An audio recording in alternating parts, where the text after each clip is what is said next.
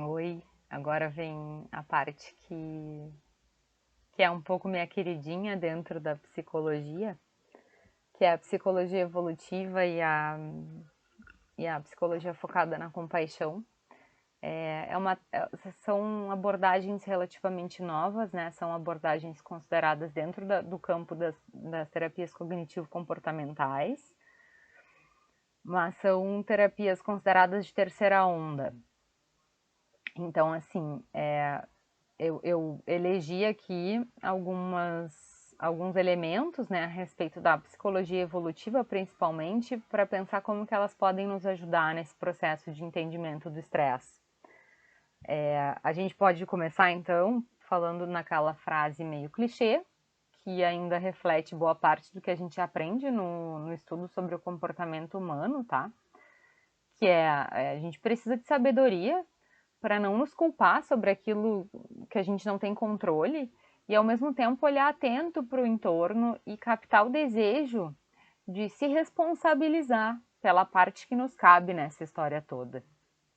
Além disso, a terapia focada na compaixão, especificamente, ela nos remete a um critério de coragem para perceber e compreender, principalmente, né, que o sofrimento faz parte da vida humana e que é parte da nossa função se desenvolver de fato com o sofrimento. Com o meu sofrimento, com o sofrimento dos outros e olhando principalmente para as causas desse sofrimento. Uma premissa para o trabalho de recuperação, então, nessa perspectiva teórica, tanto com relação ao estresse quanto com outros fatores de desconforto e de adoecimento, é firmar um compromisso honesto consigo de dedicação para aliviar e prevenir o sofrimento. É firmar um compromisso, tá? Mas é uma tentativa, né? A terapia focada na compaixão, ela não trabalha com a ideia de que se tu não conseguiu atender o compromisso que tu fez contigo mesmo, então tu é um fracassado, né? A gente trabalha exatamente com uma perspectiva oposta a essa, que é a tentativa de firmar esse compromisso e aceitar quando a gente não consegue dar conta dele. Mas é um compromisso honesto de interesse, né? De interesse sobre o meu próprio bem-estar. A gente também usa uma frase que diz que eu gosto também nesse sentido, que diz que eu possa minimamente ajudar e não prejudicar, né? Isso vale para qualquer intervenção que eu, como psicólogo, esteja fazendo, mas que também no resto da vida a gente esteja fazendo conosco e com os outros, né? Dentro do ambiente de trabalho, especificamente, a gente fica tomado, às vezes, por execuções muito rotineiras e tem uma expressão que se usa para dizer nos tornamos tarefeiros, ou seja, a gente sai executando as tarefas no piloto automático, sem nem questionar o sentido e o fundamento daquilo que a gente está fazendo bom, é o nosso corpo, é o nosso tempo que está ali produzindo aquilo, né? E então, assim, é de grande valia a construção do hábito, e essa é uma coisa que quem já conversou comigo também sabe, a construção do hábito de fazer em algum momento do trabalho um diário de campo de rotina e de emoções. Parece maniqueísta, por vezes até infantil, meio chato, mas é uma das melhores ferramentas que a gente conhece de autoconhecimento, de autocuidado e de organização do trabalho individual. Reforçar e retomar uma postura também de não julgamento, tanto com relação a esse teu próprio inventário, a esse teu próprio diário, quanto com relação à situação que tu enxerga no outro, no colega, né? Tentar evocar, reforçar, retomar e insistir na prática da postura do não julgamento, principalmente naquilo que tange as emoções, né? O que isso significa, tá? A gente não pode, em hipótese alguma, aceitar determinados comportamentos, nem nossos e nem dos outros, eventualmente alguma coisa até é contra a lei, né? Mas a gente também tem que ter um cuidado importante de não julgar as intenções e os sentimentos que podem ter provocado essas ações, porque a gente não conhece de fato as pessoas, a história das pessoas, e isso de uma arrogância preocupante.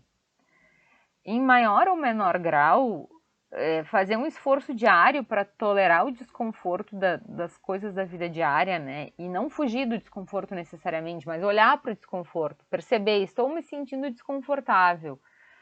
E começando aos poucos a aceitar melhor as frustrações da vida. E isso é um treinamento quase anti-evolutivo, né? O ser humano, ele foi... nós chegamos nesse nível de evolução que chegamos, programados para evitar o desprazer e buscar prazer. Então, é muito difícil para todos nós lidar com a frustração e é um processo de amadurecimento duro. E não é porque agora nós trabalhamos e nós somos adultos que a gente sabe automaticamente lidar com essas coisas, né? Então, quem de nós não teve dificuldade em algum momento para lidar com uma situação de desagrado? É importante treinar isso no dia a dia. Precisa de um esforço consciente e rotineiro mesmo. É tipo fazer exercício físico, precisa de um esforço constante e rotineiro. E falando sobre consciência também, vou trazer de novo algumas perguntas que eu acho que podem nos ajudar a identificar esses momentos de estresse ou momentos em que eu possa estar precisando de ajuda, vocês possam identificar que estão precisando de ajuda, né? Tu conhece as sensações físicas, por exemplo, as percepções mentais, as emoções que o teu sofrimento te provoca? Tu consegue reconhecer isso? E, por exemplo, tu sabe quais são as sensações que tu tem quando tu vê alguém em sofrimento? Se isso te mobiliza a fazer alguma coisa, se isso te deixa com pena, se isso te deixa com medo, enfim.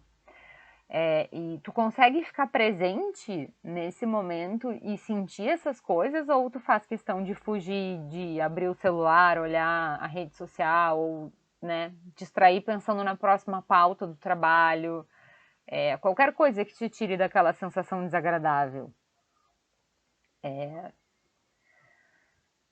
Algumas habilidades vão ser fundamentais para que a gente consiga estabelecer esse comprometimento, tá, com o bem-estar. E uma dessas habilidades é aceitar o desconforto e a frustração. A gente também pode lembrar que existem algumas habilidades importantes para retomar o estado de tranquilização que o nosso cérebro pode nos trazer, que é o uso da imaginação, das nossas forças, de sabedoria, de lembranças com relação a aconchego, de sensação de pertencimento, como eu já disse algumas vezes também. Assim como o reconhecimento entre pares, parece bem importante para esse contrato interno de saúde que a gente está aqui tentando fazer, tá?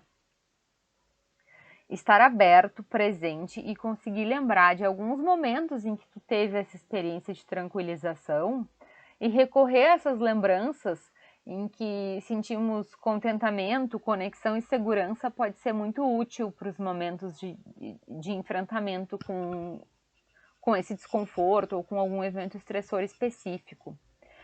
Mais uma pergunta para ficar no ar. Como que é para ti pedir ajuda? Como que é para ti receber ajuda? Qual foi a última vez que tu pediu ajuda para alguém? E como foi isso, né? Como tu te sente quando as pessoas se sensibilizam com o teu sofrimento, ou quando as pessoas têm pena ou compaixão por ti, ou pelo teu sofrimento? Também biologicamente, também de acordo com a nossa evolução, e não só nós, né? Alguns primatas também apresentam esses mesmos comportamentos. Nós temos a propensão de sentir e de expressar compaixão pelo nosso sofrimento e pelo sofrimento dos outros, pelo sofrimento dos nossos pares, dos nossos iguais. A gente tem a mesma propensão para receber esse afeto quando a gente está em sofrimento.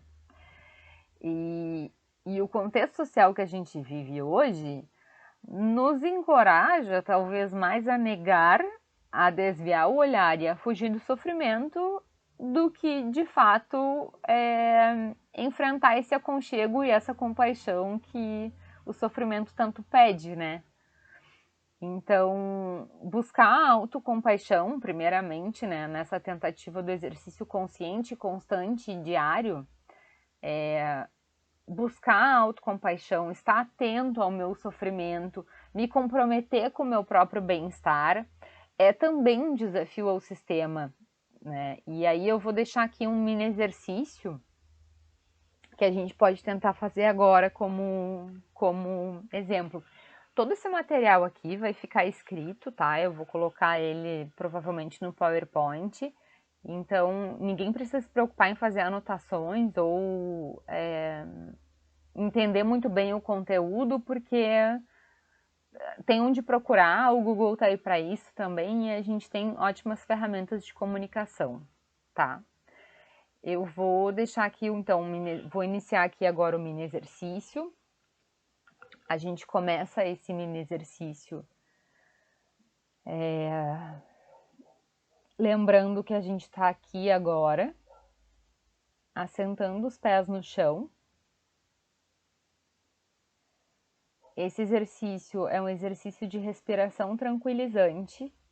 Ele tem como efeito quase imediato a regulação do sistema nervoso parasimpático, que aciona o sistema de tranquilização e que dá baixa em todos aqueles processos da cascata da luta e fuga que eu citei lá no início do processo de estresse, tá? Então ele baixa um pouco a pressão arterial, ele diminui a frequência cardíaca, ele dá sinais físicos para o nosso cérebro de que tá tudo bem. Sentados, então, sentindo os pés firmes no chão, entendendo que é aqui que eu tô, é aqui que eu estou sentada, é aqui que eu estou pisando. Sentindo o meu corpo pesado, com o peso que tem, encostado na cadeira. Eu foco agora nas sensações físicas. Eu inicio o processo de respiração e eu sinto a barriga expandindo a cada inspiração.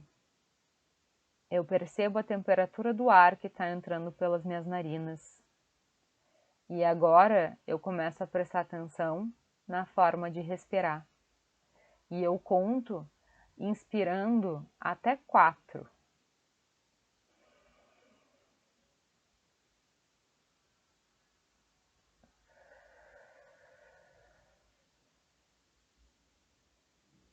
E expirando, sentindo a barriga murchar, quase encostando o umbigo na coluna. Eu conto até 6. Eu vou ter um tempo de soltar o ar maior do que o tempo de inspirar o ar. E esse é o objetivo. Presta atenção agora em como tu tá respirando e conta. Inspira. 1, 2, 3, 4. E agora expira, murchando a barriga, contando. 1, 2, 3, 4, 5, 6.